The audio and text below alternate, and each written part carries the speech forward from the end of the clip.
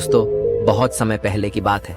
एक राजा था जो अपनी प्रजा और अपने परिवार का खूब ख्याल रखता था। लेकिन राजा को अपने आदमियों पर कुछ दिनों से संदेह था और उस राजा के 3 बहुत ही खास मंत्री भी थे जो उसका काम संभालते थे। लेकिन कुछ दिनों से राजा के उन 3 मंत्रियों में से कोई एक मंत्री ऐसा मंत्री था जो राजा के पैसों में गड़बड़ी कर रहा था और वह मंत्री अपने काम को भी ठीक से नहीं कर रहा था। अब राजा काफी दुविधा में था। राजा को यह समझ नहीं आ रहा था कि उन तीनों मंत्रियों में से कौन सा मंत्री बेईमान है और कौन सा मंत्री ईमानदार है।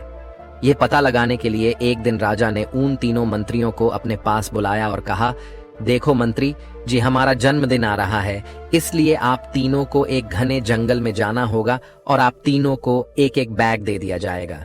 उन तीनों को एक एक बैग दे दिया और उनसे कहा कि तुम तीनों को अलग अलग घने जंगल में छोड़ दिया जाएगा।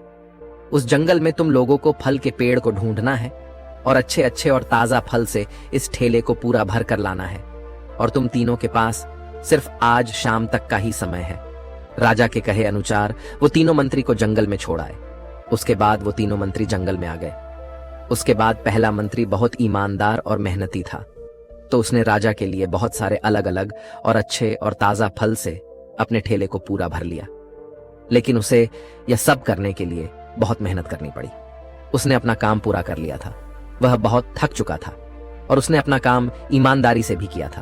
अब दूसरा मंत्री जो था वह बहुत ही चालाक था।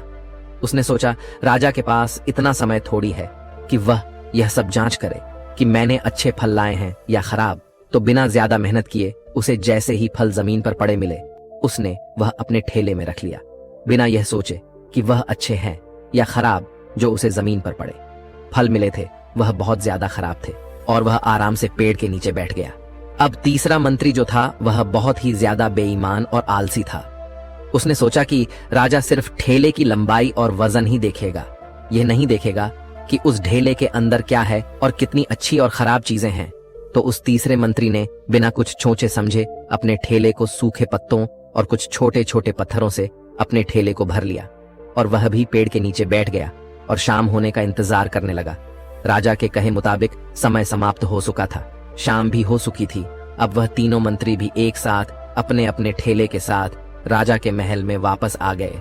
राजा ने देखा कि वह तीनों मंत्री जंगल से वापस आ गए हैं, तो राजा ने उन तीनों मंत्रियों के ठेले को खोलकर देखा नहीं कि उसके अंदर क्या क्या है, और उसने उन तीनों मंत्रियों को अलग अलग जेल में 1 महीने के लिए जेल में कैद कर दिया। राजा ने सिपाहियों को यह आदेश दिया कि इन तीनों को 1 महीने तक खाना नहीं दिया जाएगा और यह तीनों भी 1 महीने तक वही फल खाएंगे जो इन तीनों ने जंगल से अपने ठेले में भरकर लाए हैं। और उन तीनों मंत्री को राजा ने जेल में कैद कर दिया। तो जो पहला मंत्री था जिसने अपने ठेले में अच्छे और ताजा अलग अलग फल अपने ठेले में जमा किए थे, उसने जेल में 1 महीना आराम से गुजार लिए, अच्छे फल खाते हुए जो उसने खुद जमा किया था।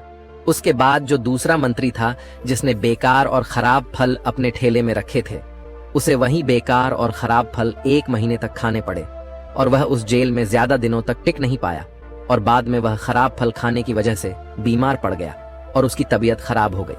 अब जो तीसरा मंत्री था जो बहुत ही बेईमान और आलसी था, जिसने अपने ठेले में सिर्फ सूखे पत्ते और कुछ छोटे छोटे पत्थर भरे थे, क्योंकि उसके ठेले में खाने के लिए कुछ सूखे पत्ते और कुछ छोटे छोटे पत्थर ही थे, तो वह 1 महीने के लिए क्या खाता।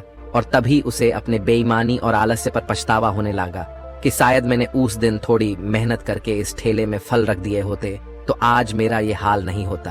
और वह बिना कुछ खाए वह मंत्री जेल में 2 दिन के बाद ही जेल के अंदर ही भूख के कारण मर गया। तो दोस्तों, इस कहानी से हमें यह सीख मिलती है कि हम जो आलस और बेईमानी करते हैं, बेईमानी मतलब अपने ही काम में अपना कुछ नहीं करना, अपना मन नहीं लगाना और खाली बैठे रहना, तो उससे आज तो हमें कोई फर्क नहीं पड़ता। आज तो हम अपने काम में आलस करके आराम कर लेते हैं, लेकिन कल भविष्य में कुछ दिन के बाद हमें उस पर पछतावा होता है। आपने बहुत से लोगों को यह कहते हुए सुना होगा कि काश उस समय पर मैं ऐसा कर लेता तो आज उस इंसान की जगह मैं होता, लेकिन उस समय पर उन लोगों ने आलस को अपनाया था, इसीलिए वह आज जहां के वही है। और जिसने मेहनत को अपनाया था वह इंसान अपनी मंजिल में आगे बढ़ गया।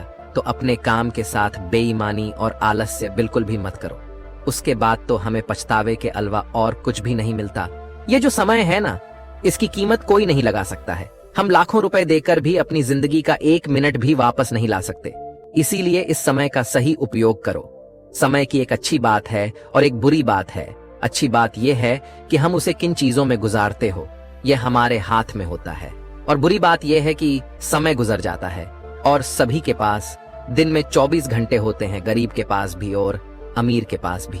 बस यह हमारे हाथ में है कि हम उस समय से क्या नया कर सकते हो। तो अपने एक एक पल का हिसाब रखो कि हम उन्हें किन चीजों में गुजार रहे हैं। तो अगर आप इस कहानी को और भी लोगों तक पहुंचाना चाहते हो तो इस वीडियो को लाइक करो ताकि वीडियो को और भी लोगों तक पहुंचाए। दोस्तों,